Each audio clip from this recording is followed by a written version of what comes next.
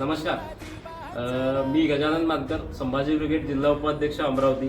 आज नाफेड केंद्रामध्ये आम्ही सदर ग्रेडर साहेबांना निवेदन दिलं की ज्या प्रकारे ह्या नाफेडच्या ज्या अटी आणि शर्ती आहे याच्यातून शेतकऱ्याची मुक्ती व्हावी किंवा त्याच्यातून सुटका व्हावी यासाठी आम्ही आज निवेदन दिलेलं आहे. त्यामुळे काय होतंय की जवळपास 2700 शेतकऱ्यांची नोंदणी झाली आहे. त्यामधून 1500 शेतकऱ्यांचे थंब लावले गेले आहे आणि त्यामधून यांनी जवळपास 170 का 150 म्हणजे शेतकऱ्यांचे फक्त सोयाबीन खरेदीले. आता हे कशामुळे झालं तर काय कारण त्याच्या मागचं, तर याच्या ज्या नाफेडच्या ज्या अटी आणि शर्ती आहे यामुळे शेतकऱ्याचा माल हा इथून रिजेक्ट होतो. त्याच्यामुळे शेतकऱ्याला मोठ्या प्रमाणात मानसिक त्रास सहन करावा लागत आहे. आता हे कशामुळे होतंय तर इथल्या सदर लोकप्रतिनिधीच्या उदासीनतेमुळे. सदर लोकप्रतिनिधीचा कसल्याही प्रकारचा इथे त्यांना काहीही शेतकऱ्याचं देणं घेणं नाहीये. त्यामुळे हे सर्व शेतकऱ्यांचे हाल इथं होत आहे. आणि आम्ही एकदम कास्तकार असा आहे की यावर्षी तर सोयाबीनची नापिकी मोठ्या प्रमाणात शेतकऱ्याला झालीच, म्हणजे नापिकीच झाली आमची.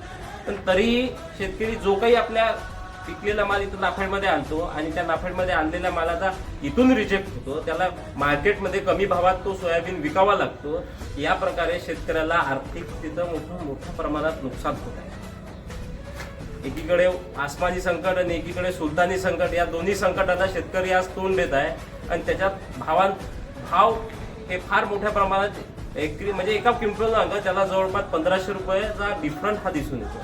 त्याच्यामुळे आम्ही आज संभाजी ब्रिगेडच्या माध्यमातून सदर साहेबांना निवेदन दिलं की साहेब, तुमच्या वरिष्ठांना कळवा या अटी आणि या शर्ती तात्काळ तुम्ही शिथिल करा आणि शेतकऱ्याला जास्तीत जास्त शेतकऱ्याचा तुम्ही सोयाबीन खरेदी करा आणि जास्तीत जास्त शेतकऱ्यांना त्याचा फायदा हो, यासाठी आम्ही आज हे निवेदन दिलेलं आहे. धन्यवाद.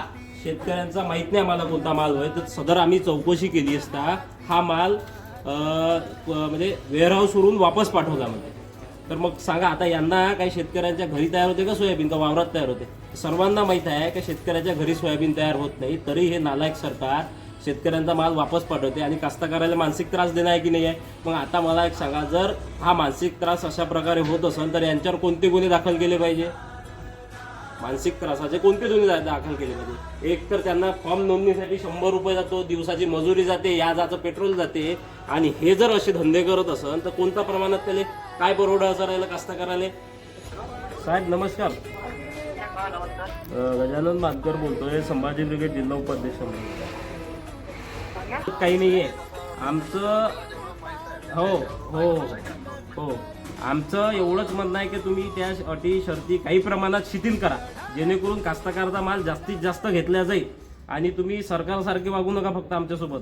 नाही, सरकारचं त्याच्यासारखं नाही आहे. आता मला जेवढं माहिती आहे, जेवढं मी पिकलो आता महिन्याभरात सरकारला बघितलं, त्याच्यात काय होऊन राहिलं, जर माल चुकीचा किंवा आपण जर थोडासा जर शिपिंग करून जर घेतला ना, तर हा माल जेव्हा वकार महामंडळाला जमा होतो तर तिथं डायरेक्ट रिजेक्ट होते.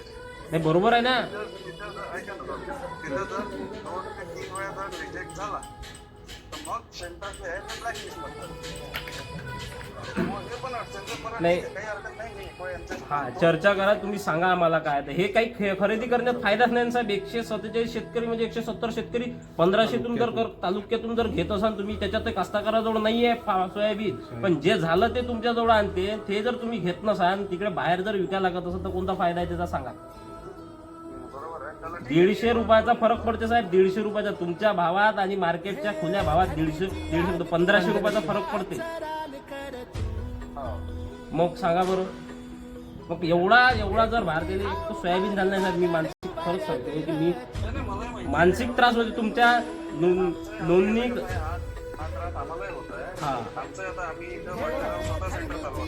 हा, आता नोंदणी करायसाठी 100 रुपयाचा फॉर्म तुमचा घ्यायला लागते, 7-12 काढा लागते, सर्व लावा लागते, करा लागते, त्याची मजुरी पडते दिवसाची, त्याला पेट्रोल लागते. याचं हा मानसिक त्रास कोणाला सहन करावा लागतो सांगा बरं तुम्ही.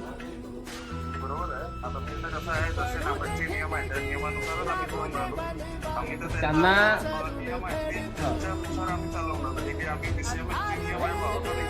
नाही, ठीक आहे. आता तुम्ही चर्चा करा, आमची 25 तारखेपर्यंत तुम्हाला काय आता आम्हाला तुमचं कळवा. ठीक आहे.